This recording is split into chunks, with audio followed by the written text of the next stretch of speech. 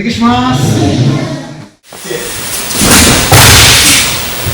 se présenter là, les enfants, avec vous.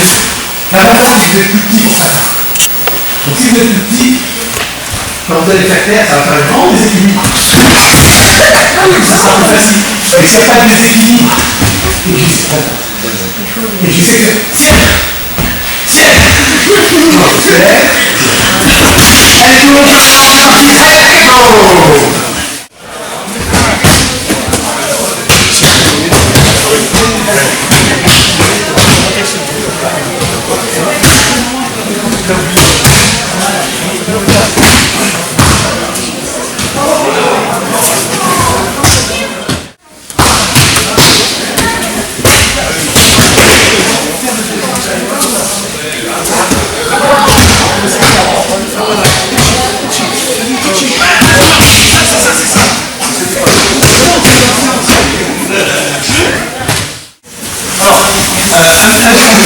un truc important, autant que les athlètes c'est le respect du corps. Si le corps on ne le respecte pas, à un moment donné, on va vieillir, on va avancer dans l'âge, et on ne va pas pouvoir se grandir physiquement ou techniquement parce qu'on va avoir des gènes. Donc il faut pouvoir faire avec. Mais si on commence jeune et qu'on fait des erreurs tout le temps, ça va. C'est pour ça que quand j'assiste, je sais que pour certains adultes, j'assiste un peu, mais c'est pas grave. Quand je dis, quand on fait la chute arrière tout seul, je ne tourne pas mon pied. Si je tourne mon pied, je fais le micro-cisaillement dans le genou. Quand je vais chuter, ça va tirer sur le dos. Quand je suis tout seul, je fais comme si je descendais en César. Je descends en César et je descends en César directement. Ça veut dire qu'à un moment donné, j'ai réuni les pieds. Quand on pratique, on va réunir les genoux. Si je suis dans cette position-là, quand je réunis les genoux, il y a un pied qui est un peu en retard par rapport à l'autre. Donc si je fais ça, je perds mon équilibre. Donc ça, c'est des éléments importants pour la chute. C'est pour ça que quand il va faire sa chute, je vais faire en sorte qu'il soit déséquilibré pour l'inviter à venir genou-pointe. Je l'invite à venir genou-pointe. Et ensuite, lui, ce qu'on passe, c'est la jambe côté partenaire qui fait la chute. Maintenant, s'il ne bouge pas du tout, et qu'il n'avance pas la jambe, pour faire genou-pointe. Quand je veux le projeter, sinon je fais un technique, je vais considérer mon pied, dire attention, je vais faire un peu comme ça. Que mon pied empêche d'aller dans la chute. Et là, il va tomber sur le dos. Alors que s'il avait avancé, il fait sa chute. Il n'est pas accroché par le pied. Donc c'est important d'accepter le mouvement et c'est ensemble, on fait en étape. Si je fais la technique avec Maya, je ne vais pas attraper comme si je le faisais avec Romain. Il a le même rôle que vous voyez avec l'autre. Etc. Donc on va adapter, et c'est cette richesse qui fait qu'on peut se pratiquer tous ensemble, et tout niveau coco. Alors après la deuxième erreur pour lui, ça serait de reculer cette jambe pendant que je fais la technique. Si je recule cette jambe pendant la technique, je n'ai pas besoin de faire une technique de lecture. Si je peux le toucher directement, voilà. Pas besoin. Donc il ne faut pas qu'il recule trop tôt. Et si pendant qu'il fait sa chute, si pendant qu'il fait sa chute, il n'est pas sécurisé et qu'il fait 2 petits pas en arrière avant de partir, je pourrais l'attaquer pendant qu'il fait sa chute. Donc petit à petit, on essaie de faire ensemble, presque comme si les corps étaient collés l'un à l'autre. Puis ensuite, on enlève. Et donc, quand on va arriver à un moment donné qu'on va mettre de la présence, pas de la dureté, parce que la dureté, ça ne fait pas progresser les gens. Mais si on met de la présence dans la souplesse, je vais venir engager les hanches. Ça fait partie de sur le coup de main, je vais prendre partie, on fait une relax, mais du coup, quand je vais le chercher, je vais pouvoir faire juste avant à l'arrière, sans me blesser. Mais je donne de la présence, les hanches, pas avec les bras.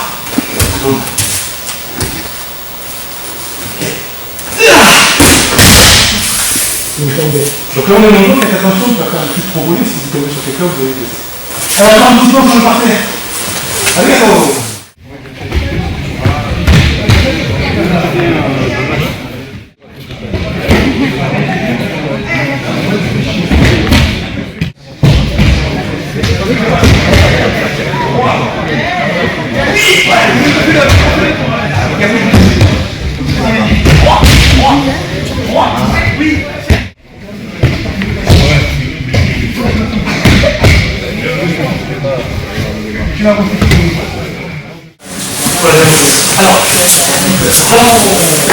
l'origine de l'eau, Il y a, avant que ça s'appelle Aikido, il y a notre Toshiba, qui avait fait plusieurs arts martiaux très anciens. Et à l'époque, c'était bien avant la Deuxième Guerre mondiale, et le but des arts martiaux, c'était pas de respecter la vie de l'autre. Les arts martiaux, c'était des arts de combat, je détruis le plus vite possible mon ennemi, comme ça il peut faire mon rappel.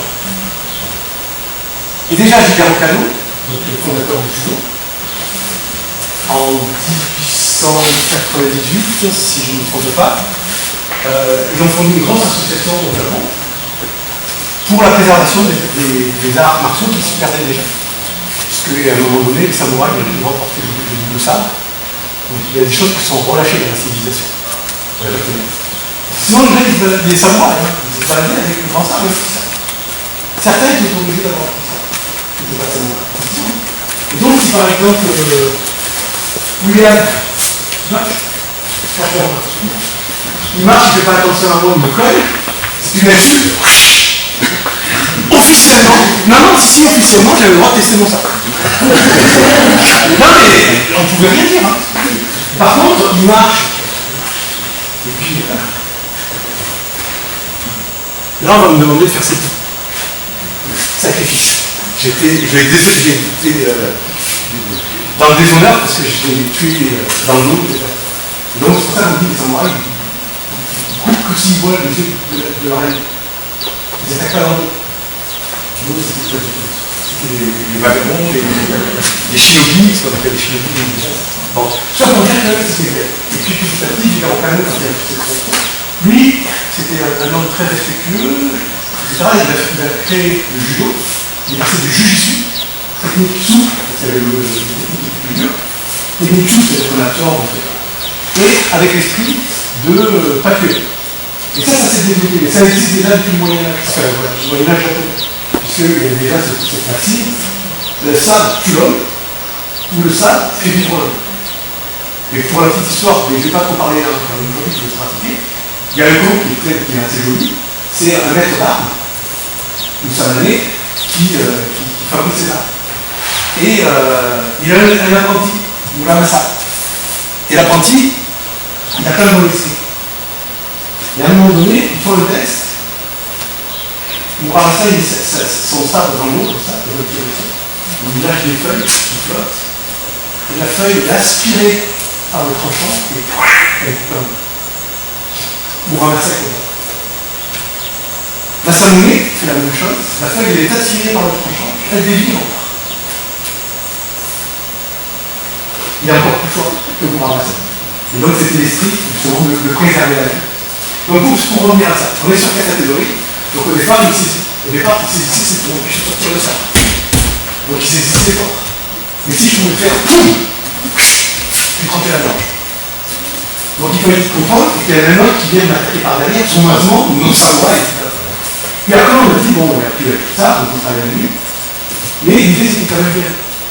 Donc quand je mettais à la tennis, c'était pas pour moi. L'idée c'était, je mets à la tennis, et s'il me lâche la main, je peux lâcher. S'il lâche la main, s'il lâche la main, poum, je touche, je prends l'impact, c'est pas. Donc c'était son intérêt pour lâcher. Puis après on a dit rester l'intégrité. Donc rester l'intégrité, je mets mon atelier, et s'il lâche, je lâche. S'il lâche, je contrôle. Et je vais me faire ma technique.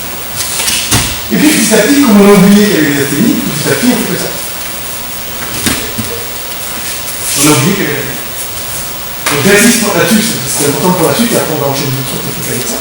Dans un premier temps, je menace avec ce que je peux, qui me tient, donc si je peux pas menacer beaucoup, c'est pas grave, je menace, et je mets la tête des équipes. Et de là, si ça a lâché, je fais cliquer au Kirikoshi, je vais venir pour les autres. Si ça n'a pas lâché, vous connaissez la technique, vous l'avez fait, tous les enfants vous l'avez fait. Cliquez.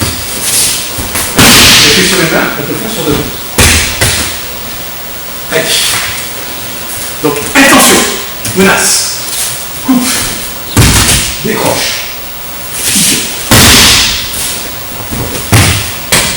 Si mon partenaire est trop dur, dans l'esprit, hein, de toute façon, pas dans la réalité, si mon partenaire est trop dur, je rebondis,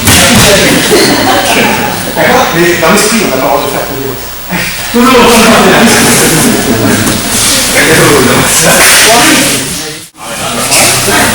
C'est pas grave si vous tournez mal. Vous avez bien travaillé.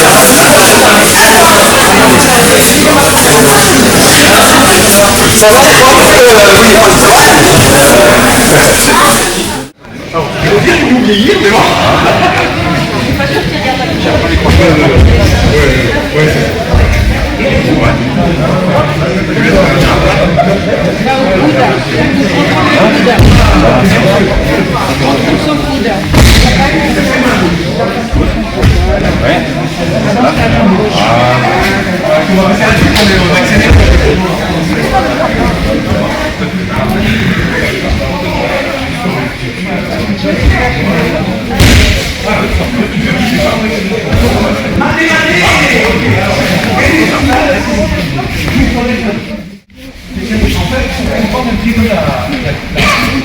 La correction technique va demander aux enfants de se lever, de se mettre de par deux.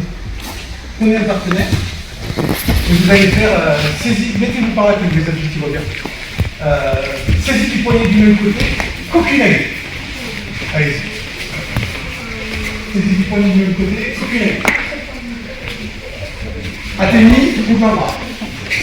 Attention, il ne faut pas tomber, prenez plus de place. Très bien. Allez, je mène avec Léo. Catégorie, coquinage. Ça c'est Ushiro Kiritoshi. Une seule main en main. Coquinage.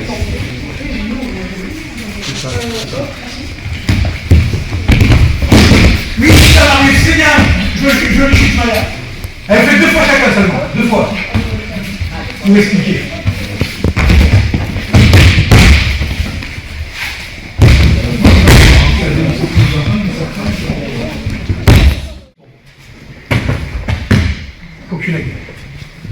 Deuxième technique, je pousse, ça tombe pas, ça coince, je fais le quai.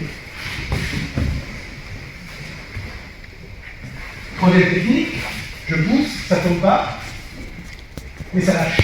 Je fais Ushiro Kiritoshi. Donc la progression c'est toujours la même. Je mets la tenue, je pars sur le côté, je fais des équilibres, il tombe, il tombe pas avec les projections, il lâche, j'ai Ushiro Kiritoshi. Alors, c'est là qu'on va en profiter pour faire une technique qui fait beaucoup chez les jeunes, c'est Ushiro Kiritoshi, que vous connaissez bien. Et ensuite, on va faire Ushiro Irinime. Après, il y a une autre manière de faire, et je vais vous montrer un petit peu. Donc là, vous connaissez tout ça, vous allez essayer entre vous là. Ushiro Kiritoshi. Alors, dans Ushiro Kiritoshi, il faut que j'arrive à contrôler l'épaule du partenaire, puis l'autre, ici, il me tombe dessus, et il risque de me tomber sur la gueule. Donc, c'est quand je fais mon saïs à la vie, ich, sans, hachi, que je crée des équilibres. Dans l'ancien temps méchant, boum, souda, boum, et on ne laissait pas se relever. Mais ça, c'est parce qu'on est gentil que maintenant on se contrôle. Donc ça, c'est la technique Ushiro Kiritoshi. Maintenant, si je fais la technique éliminée, vous reculez un tout petit peu. C'est jamais. Pour éliminer, je fais la même chose, je menace, je coupe, et au moment où je vais préparer le Ushiro Kiritoshi, je peux imaginer qu'il est plus fort. Donc je ne peux pas le déséquilibrer. Donc si je ne peux pas le déséquilibrer par là, je le déséquilibrerai par là. Et du coup, ça va donner ceci. Catathéorie. Éliminer.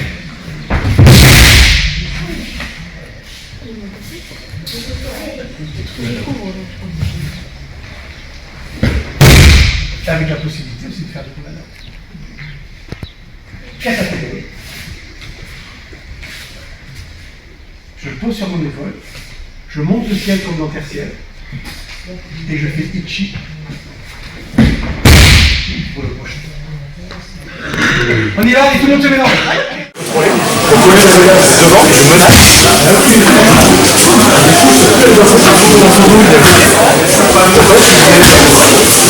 Et ça c'est au monté.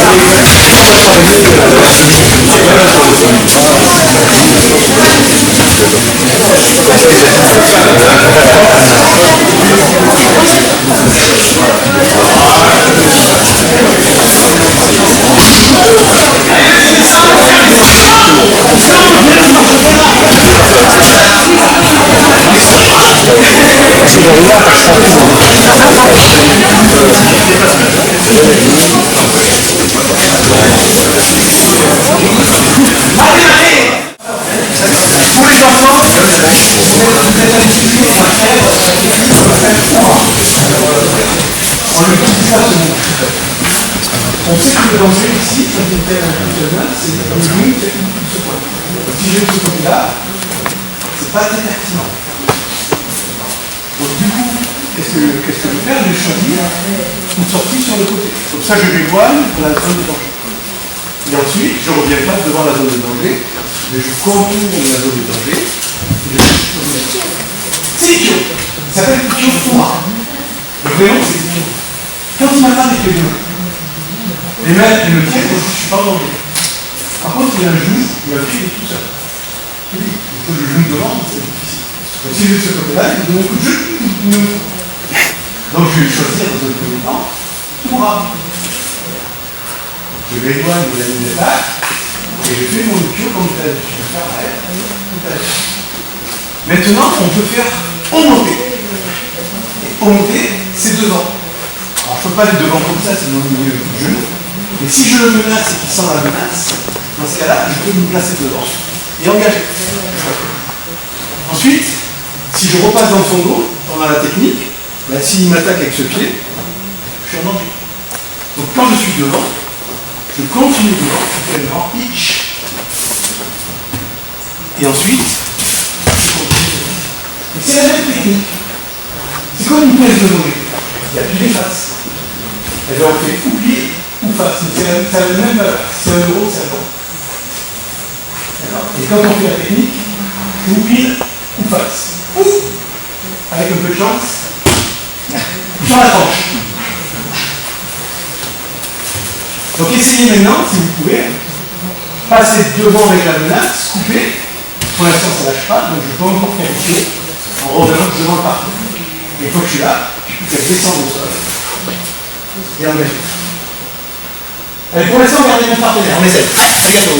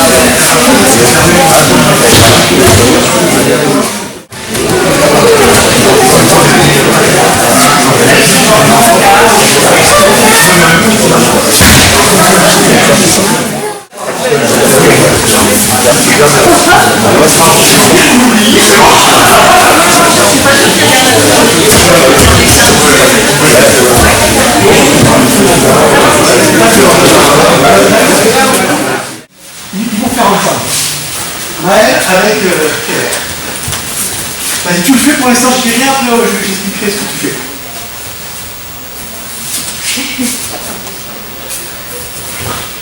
Combien de fois dans ta vie tu as fait cette technique? Bah non, tout à l'heure, ça va être trop fort. C'est la quatrième. Mais il est capable de la faire.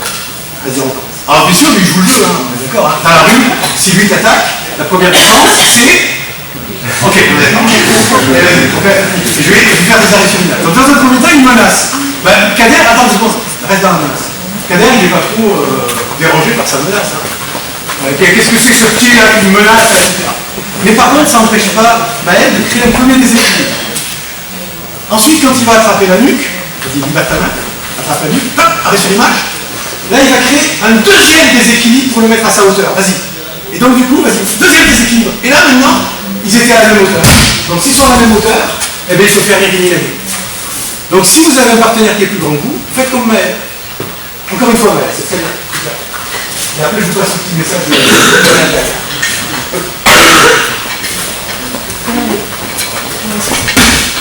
Donc, qu'est-ce que ça veut dire? Ça veut dire que lui, en tant qu'individu, en tant qu'élève d'équilibre, il a commencé à contrôler ses bases. Et ces bases lui permettent de faire quelque chose qu'il n'avait jamais fait avant. Par contre, s'il avait commencé comme ça,